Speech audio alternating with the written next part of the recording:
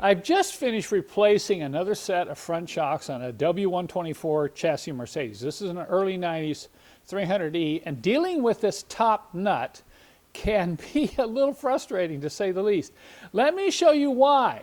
First off, this is a 22 millimeter nut, and you really can't get on it that well with an open end. See that? It has this plate right here that functions as a top washer, and if you try to get in with an open end, you just can't do it.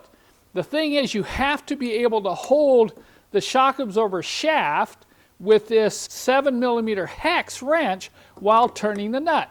So if you use a standard box end, look at that, the box end buries down in deep there, and even if you can get it to turn, you can only get it to turn about an inch each way. So this prompted me to come up with a special tool.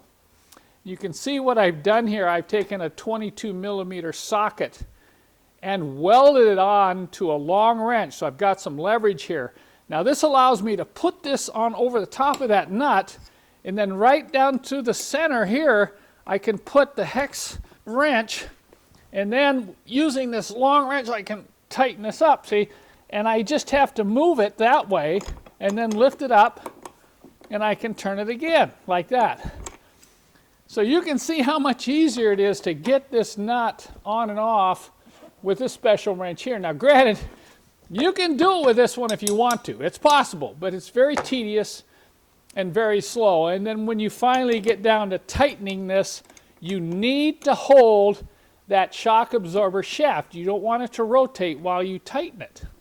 So each time you put this wrench into position, you know, you can bring it right down and get a good tight torque on it. You know, they say this should be torqued to a certain setting. Well, how are you going to get a torque wrench on there and hold that shaft with this hex wrench here? Now, I've had enough interest in this wrench that I've gone ahead and produced it, and it's available on my website. I've also done an on-demand video showing the step-by-step procedure for changing these front shock absorbers, and for now I'm going to offer that video free of charge if you opt to purchase this wrench on my website. If you are planning to change the front shocks in your W201, your W124 or early R129 convertible, I tell you, this wrench can save you a lot of grief.